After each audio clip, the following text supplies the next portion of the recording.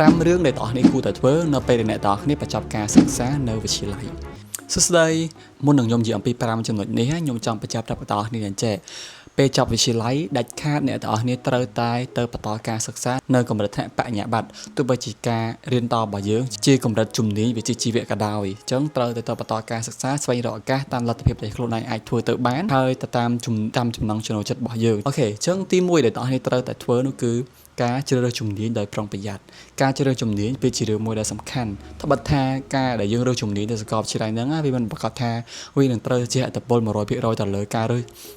អាជីពនៅពេលដែលយើងរៀនចប់ទាំងអស់ហើយមិនប្រកាសថាអ្នករៀនជំនាញកហ្នឹងពេលចេញធ្វើការទៅធ្វើការជំនាញកទាំងអស់ហើយមែនអត់ប៉ុន្តែដាច់ខាតក៏យើងត្រូវតែជ្រើសរើសជំនាញឲ្យប្រុងប្រយ័ត្នដូចគ្នាថាតើជំនាញហ្នឹងជាជំនាញដែលយើងចូលចិត្តនិងចង់រៀនអត់តើយើងមានលទ្ធភាពគ្រប់គ្រាន់ក្នុងការទៅរៀនជំនាញហ្នឹងអត់បើចឹងដល់អំពីរបៀបនៃការជ្រើសរើសជំនាញនៅសាកលវិទ្យាល័យខ្ញុំក៏បានធ្វើវីដេអូដែរតើអ្នកអាចcheckមើលនៅក្នុង channel YouTube របស់ខ្ញុំបានទី2ការតគ្នាផ្ដោតសំខាន់ទៅលើ GPA ឬខ្ញុំគិតថាអ្នកមួយចំនួនក៏អត់សូវខ្វល់ទៅលើការខំរៀននៅសាកលវិទ្យាល័យទេអញ្ចឹងនៅពេលដែលអ្នកទាំងអស់គ្នារៀននៅសាកលវិទ្យាល័យហ្នឹងព្យាយាមរៀនសូត្រធ្វើ assignment សិក្សាស្វែងយល់កុំគិតថាទៅលេងទៅយកតែ attendance ឬក៏យកឲ្យតែចប់អញ្ចឹងឯងទាំងអស់គ្នាកុំរៀនលេងតែត្រូវរៀនឲ្យប្រកបវិជ្ជាហើយយក GPA ឲ្យបានខ្ពស់ដើម្បីឲ្យយើងមានឱកាសទទួលបានឱកាសល្អៗបន្ថែមទៀតទី3គឺការចូលរួមការងារសង្គមផ្សេងខ្ញុំគិតថាចំណុចនេះគឺជាចំណុចមួយដែល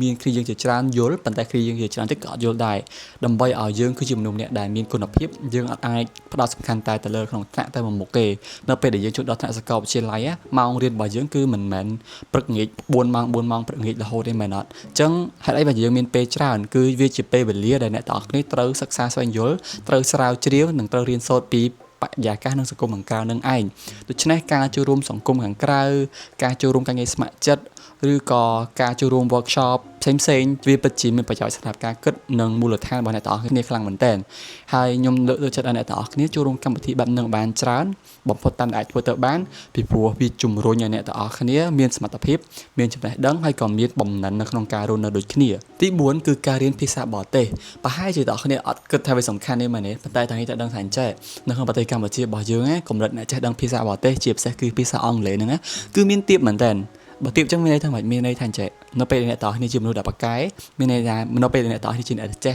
ភាសាអង់គ្លេសហ្នឹងគឺតោះគ្នាប្រកាសជាទទួលបានឱកាសខ្ពស់ជាងអ្នកដែលអត់ចេះហើយធ្វើអត់អញ្ចឹងយើងត្រូវ take advantage ចេញពីរឿងទាំងអស់ហ្នឹងយើងត្រូវយកអត្ថប្រយោជន៍ចេញពីរឿងទាំងអស់ហ្នឹងនៅពេលដែលអត់សូវមានអ្នកចេះចាំបើយើងជាអ្នកចេះជំនឿថាមកយើងប្រកាសជាមានឱកាសជាងអ្នកផ្សេងហើយទី5ខ្ញុំគិតថាជាចំណុចមួយដែលវាពិសេសមែនតើគឺ content creation នៅពេលដែលតើអស់គ្នារៀននៅសាកលវិទ្យាល័យជាពេលមួយដែលគេគួរតែ explore ខ្លួនឯងថាតើខ្លួនឯងចូលចិត្តខាង content creation ឬអត់ឬក៏ការបង្កើតមាតិកាឬក៏អត់ព្រោះខ្ញុំគិតថាសម័យឥឡូវហ្នឹងគឺជាសម័យមួយដែលមានដែលបច្ចេកវិទ្យាជាពិសេសគឺបណ្ដាញសង្គមហ្នឹងគ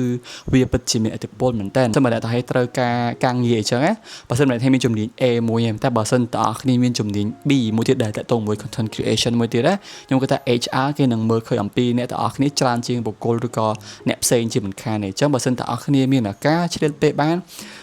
យើងសាកធ្វើ content លើអ៊ីនធឺណិតសាកល្បងទៅបើចូលចិត្តក៏ធ្វើបើអត់ចូលចិត្តក៏មិនបាច់ធ្វើទៅតែប៉ុណ្្នឹងឯងហើយខ្ញុំចង់បញ្ជាក់អញ្ចឹង content creation ឬក៏ការធ្វើ content ហ្នឹងវាមិនចាំបាច់តន់ទាំងអស់គ្នាធ្វើពី travel ធ្វើអំពីម្ហូបធ្វើអំពី education ធ្វើអំពីការរៀនសូត្រភាពជោគជ័យអីទេមានន័យថាទាំងអស់គ្នាចូលចិត្តអីធ្វើនឹងបើសិនទាំងអស់គ្នាចូលចិត្តធ្វើម្ហូបរហងៃចូលចិត្តធ្វើម្ហូបខ្លាំងហ៎ធ្វើពីវីដេអូធ្វើម្ហូបទៅបើទាំងអស់គ្នាចូលចិត្តដើរលេងខ្ញុំទៅចិត្តដើរលេងទៅនេះទៅរហូតអញ្ចឹងថតវីដេអូដើរលេងទៅហើយយើងផុសទៅអញ្ចឹងបើសិនតើជួយញ៉ាំកាហ្វេទៅភ្លក់កាហ្វេនៅហាងកខកខងអញ្ចឹងបើយើងទៅរាល់ថ្ងៃយើងដូរហាងកាហ្វេរាល់ថ្ងៃទៅអញ្ចឹងយើងសាកល្បងធ្វើវីដេអូនិយាយអំពីការភ្លក់កាហ្វេរបស់យើងទៅមានថាយើងចូលចិត្តអីយើងធ្វើនឹងកុំធ្វើអីដែលយើងអត់ចូលចិត្តព្រោះវាបានតែមួយឆាវទេអញ្ចឹងសាកល្បងស្វែងរកតើខ្លួនឯងមានជំនាញលើរឿងនឹងអត់ចូលចិត្តខាងនឹងអត់បើចូលចិត្តធ្វើតបើអត់ចូលចិត្តក៏អីដែរព្រោះយើងមានជំនាញដែលយើងបានរៀននៅសាកលវិទ្យាល័យរួចហើយតែខ្ញុំចង់បន្ថែមមកចំណុចតូចមួយទៀតនោះគឺការដែលអ្នកទាំងអស់គ្នាគួរតែហ៊ានសូត្របន្ថែមពាក់ព័ន្ធជាមួយនឹង technology គឺបច្ចេកវិទ្យារបស់ AI រួមពាក់ព័ន្ធជាមួយនឹងបច្ចេកវិទ្យាទាំងអស់ហ្នឹងគឺគួរតែហ៊ានសូត្រស្វែងយល់ពីពួកវាបានច្រើនពីព្រោះឥឡូវហ្នឹងគឺដើរលឿនមែនតើបើហើយចំណេះដឹងទាំងអស់ហ្នឹងវាជាមូលដ្ឋានដ៏សំខាន់សម្រាប់អ្នកទាំងអស់គ្នាវាជាចំណេះដឹងទូទៅនៅសតវត្សទី21ដ៏សំខាន់ដែលអ្នកទាំងអស់គួរតែចេះតាក់ទងជាមួយនឹង scam ឬក៏ពាក់ព័ន្ធជាមួយនឹងបច្ចេកវិទ្យាហ្នឹងឯងអូខេចឹងខ្ញុំមាន5ចំណុចបូក1ប៉ុណ្ណឹងហើយខ្ញុំសង្ឃឹមថានេះគឺជាមូលដ្ឋានចំណេះដឹងមួយដែលអាចផ្ដល់ជូនឲ្យអ្នកទាំងអស់គ្នាបានហើយទាំងអស់គ្នា comment នឹងក្រោមមើលតើចំណុចណាមួយដែលអ្នកទាំងអស់គ្នាគិតថាសំខាន់ជាងគេហើយចំណុចណាមួយដែលអ្នកទាំងអស់គ្នាគិតថាពិបាកយល់ជាងគេហើយបើសិនទាំងអស់គ្នាចង់ឲ្យខ្ញុំបកស្រាយលម្អិតពីចំណុចដែលទាំងអស់គ្នាអត់សូវច្បាស់ឬក៏អត់សូវយល់ហ្នឹងអាច comment នឹងក្រោមបានហើយកុំភ្លេចបើសិនទាំងអស់គ្នាមានចម្ងល់មួយអាច comment សួរខាងក្រោមបានដូចគ្នាអញ្ចឹងខ្ញុំមានតែប៉ុណ្្នឹងឯងជូនពរអ្នកទាំងអស់គ្នាសំណាងល្អបាយបាយ